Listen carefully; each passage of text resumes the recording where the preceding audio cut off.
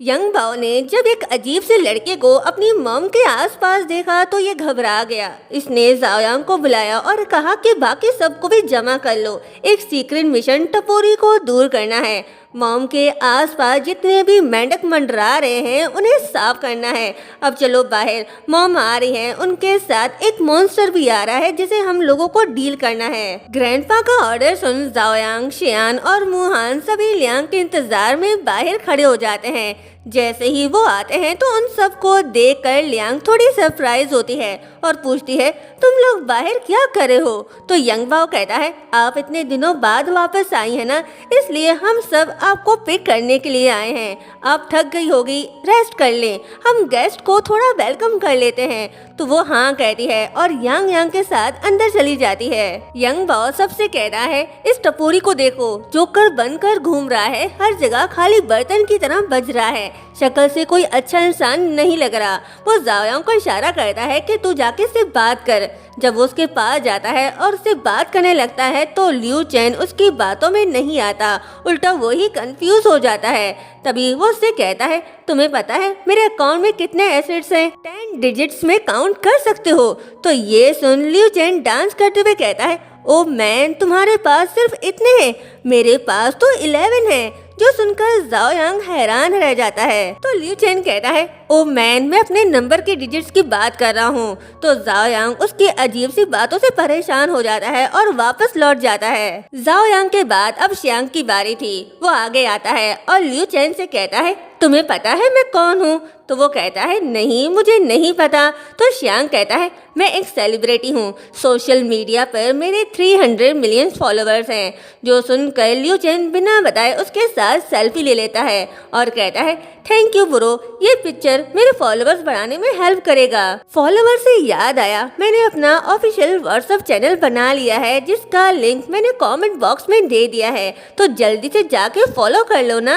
Xiang भी उसके सामने कुछ नहीं बोल पाता। वो मुहान से कहता है, अब तू ही संभाल भाई। तो मुहान उसके पास जाता है और उसे फूल देता है। तो लियू चेन कहता है, ओ मैन, मुझे पता है तुम अभी मैजिक करके दिखाओगे, और अजीब अजीब सी हरकतें करने लग जाता है, जो देखकर मुहान कहता है, हमारे बस का तो नहीं है ये भाई, ग्रैंडपा अब खुद ही देख लें। तो यंग बाओ उसके पास जाता है और कहता है, तुम कुछ ज्यादा ही उड़ रहे हो, तुमने खुद को देखा भी है मंकी कहीं के, तुम कहीं से भी लियांग के काबिल नहीं हो, तुम तो उसके जूते उठाने के भी लायक नहीं हो।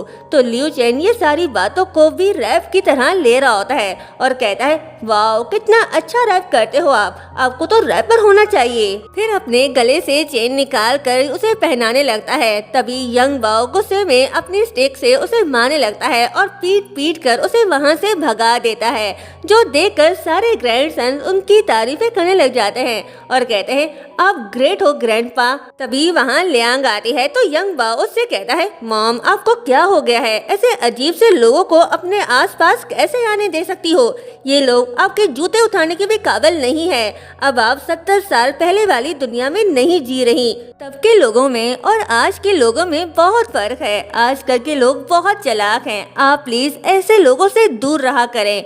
ये सब सुनकर सारे ग्रैंडसन्स हंसने लग जाते हैं, क्योंकि उन्होंने ये पहली बार देखा था कि किसी बेटे को उनकी मॉम की फिक्र हो रही थी कि उनकी मॉम किसी गलत लड़के के चक्कर में न पड़ जाए। तो यंग बाओ कहता है, अब मुझे कुछ नहीं पता, बस मैंने कह दिया ना, आज से आप जहाँ भी जाएंगी ये सारे ग्रैंडसन आपके साथ जाएंगे आपकी सिक्योरिटी के लिए।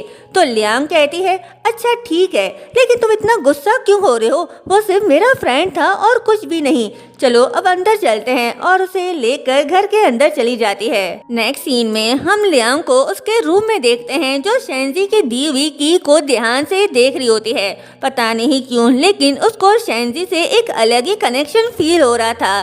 तभी उसे शेंजी का स्टोरेज रूम याद आता है, जहाँ उसने बहुत सारी चीजें जमा की हुई थी। दूसरी तरफ हम शेंजी को देखते हैं, जो कोई बुरा सपना देख रहा था और बहुत घबराया हुआ था।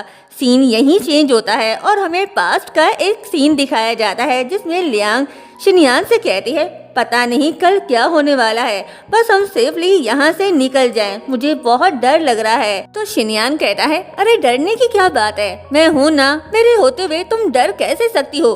कुछ भी नहीं होगा, और अगर कुछ हुआ तो मैं तुम्हारे सामने खड़ा हो जाऊंगा, तुम्हें कुछ नहीं होने दूंगा।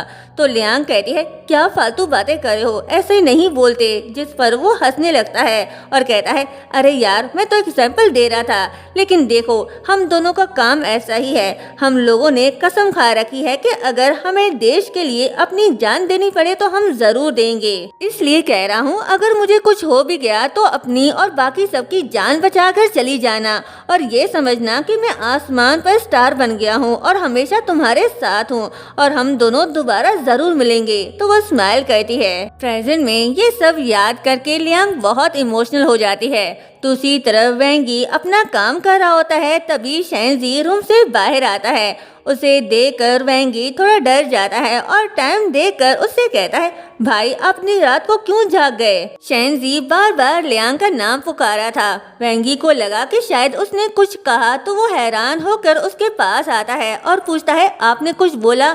तभी वो लियांग का नाम लेता है, जो सुनकर वेंगी बहुत खुश होता है क्योंकि बचपन से आज तक वो हमेशा चुप ही रहा है। ये पहली बार है जो उसने कुछ बोला। वेंगी उससे कहता है बोलो भाई क्या कहना चाहते हो। तो वो की के बारे में पूछता है, जिस पर वेंगी कहता है लेकिन वो लोग तो हैचिंग गए हैं। फिर कहता है मुझे लगता है लियांग ही वो गोल्डन अपॉर्चुनिटी है जिसके बारे में वो मास्टर बात कर रहे थे। शेंजी अब ठीक से बोल नहीं पा रहा था और बार बार की के बारे में पूछ रहा था और उसे लियांग के ख्याल भी आ रहे थे, जिससे उसके सर में दर्द होने लगता है। तो वेंगी कहता है भाई अब क्या कहना चाहते हो, चाबी? क्या आपको वो चाबी चाहिए जो आपने लियांग को दिया था? शेंजी हाँ कहता है। तो वेंगी कहता है ठीक है मैं अभी जाकर उनसे ले आता हूँ। नेक्स्ट सीन में हम यांग यांग को देखते हैं जो मोबाइल पर रील्स देखकर एंजॉय कर रहा था। तभी यंग बाओ उसके सर पर आकर खड़ा हो जाता है और कहता है तुम यहाँ रील्स देखकर एंजॉय करो और मैं तुम्हें कब से ढूंढ रहा हूँ, मुझे तुमसे कुछ बात करनी है। वो कहता है हम बोलो क्या बात करनी है। जिस पर यंग बाओ कहता है जब से मॉम बीजिंग से वापस आई हैं बहुत अपसेट लग रही हैं, क्या वहाँ पर कुछ हुआ था? ये सुनकर यांग यांग सोचने लग जाता है। फिर कहता है नहीं वहाँ तो ऐसा कुछ नहीं हुआ। इस पागल को शेंजी वाली बात ही याद नहीं रहती। जिसके बाद वो यंग बाओ से कहता है मुझे लगता है ग्रैंड माँ बहुत लोनली फील करती हैं। आजकल उन्हें ग्रैंडपा की याद सताती होगी।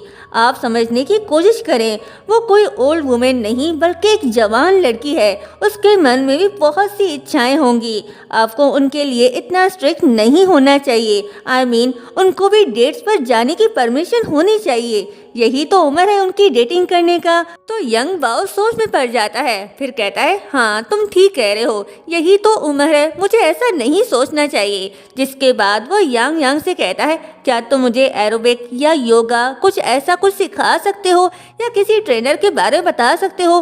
पहले तो यांग यांग हैरान होकर उन्हें देखने लग जाता है। फिर कहता है हाँ मैं आपकी एक हेल्प कर सकता हूँ। जिसके बाद वो एक रोबोट के साथ एरोबिक करते हैं और बहुत ज़्यादा एंजॉय भी करते हैं। यंग बाओ कहता है मैं स्ट्रॉन्ग बनना चाहता हूँ ताकि अगर मेरी मॉम को कोई तंग करे तो मैं उसे सबक सिखा सकूँ। दूसरी तरफ हम लियांग को देखते हैं जो अब भी उन सब चीज़ों और यादों में खोई होती है। तभी उसे वेंगी की कॉल आती है जो उससे कहता है आपको याद है मैं आपको बीजिंग में मिला था, मेरा भाई जिसने आपको की दी थी। प्लीज आप मेरी बात का बुरा मत मानिएगा, लेकिन वो बिल्कुल एक छोटे बच्चे की तरह है। अब वो अपनी दी हुई की आपसे वापस लेना चाहता है। तो लियांग कहती है इसमें बुरा मानने वाली क्या बात है, आप मुझे एड्रेस सेंड कर दो, मैं किसी को भेजकर वो वापस भेज देती हूँ। जिसके बाद वेंगी उसे एड्रेस भेजता है। तो लियांग थोड़ी सरप्राइज होती है और खुद से कह रही है ये लोग यहाँ कब शिफ्ट हुए। और यहीं पर ये पार्ट एंड होता है। चैनल को सब्सक्राइब और वीडियो को लाइक शेयर करना मत भूलिएगा। Thank you so much.